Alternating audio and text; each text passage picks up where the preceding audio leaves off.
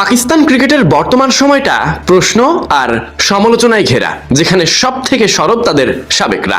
বিশ্বকাপে হতাশাজনক পারফরমেন্সের পর বাংলাদেশের বিপক্ষে সিরিজ হার তারা মানতেই পারছেন না।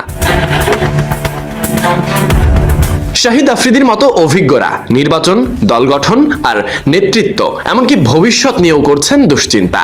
নির্বাচক প্যানেলের পরিকল্পনাতে নতুন করে বিতর্ক যোগ হওয়ার কারণ তাদের নিজস্ব ভাবনা, আর সেই বিতর্কে এবার সরাসরি কথা বলেছেন পাকিস্তানের সাবেক তারকা, একসময়ের অধিনায়ক শাহিদ আফ্রিদি। নিজের অভিজ্ঞতা আর পর্যবেক্ষণ থেকেই তিনি খোলাখুলি সমালোচনা করেন নির্বাচক কমিটির নেওয়া সিদ্ধান্তগুলোকে। সামাজিক যোগাযোগ মাধ্যমে সরব আফ্রিদি বলেন, বিশ্বকাপে দলের পারফরমেন্স তো সবার সামনে ছিল, এরপর আবার বাংলাদেশের কাছে 2-1 ব্যবধানে সিরিজ হারতে হলো, আর তার পরপরই সিলেকশন নিয়ে সত্যি সত্যি আফসোস করার সময় এসেছে।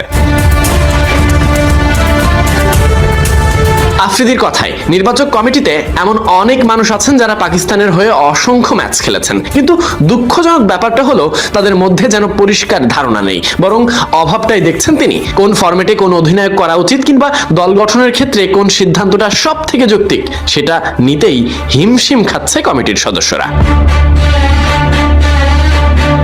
আফ্রিদি বলেন, সাম্প্রতিক সময়ে সার্জারি শব্দটা খুব বেশি ব্যবহার হচ্ছে, কিন্তু বাস্তবে সেই সার্জারির ফল কতটা কার্যকর হয়েছে সেটা নিয়েই ভাবনা বাড়ছে, প্রশ্ন উঠছে। তার দাবি, নতুনদের সুযোগ দেওয়ার নামে দলে আনা হয়েছে এমন কিছু ক্রিকেটারকে যারা মাত্র অল্প ম্যাচ খেলেছে প্রথম শ্রেণীতে। ঘরোয়া ক্রিকেটটাই যারা পুরোপুরি আয়ত্ত করতে পারেনি কিংবা প্রমাণ করতে পারেনি, তাদেরই হঠাৎ করে জাতীয় দলে তুলে আনা কতটুকু যৌক্তিক, সেটা নিয়েই প্রশ্ন তুলেছেন তিনি।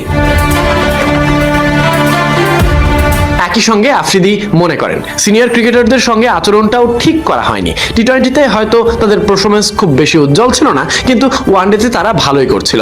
তারপরও সার্জারির নামে তাদেরকে একপাশে সরিয়ে দেওয়া হয়েছে। আফ্রিদির মতে, যদি সত্যি পরিবর্তনের প্রয়োজন হয় তাহলে সেটি হতে হবে পরিকল্পিত এবং বাস্তবসম্মত। তবে নতুন মুখ এনে সেটাকে সার্জারি বলা চলে না, বরং এমন সিদ্ধান্তে দলের ভারসাম্যই নষ্ট হওয়ার ঝুঁকি থাকে।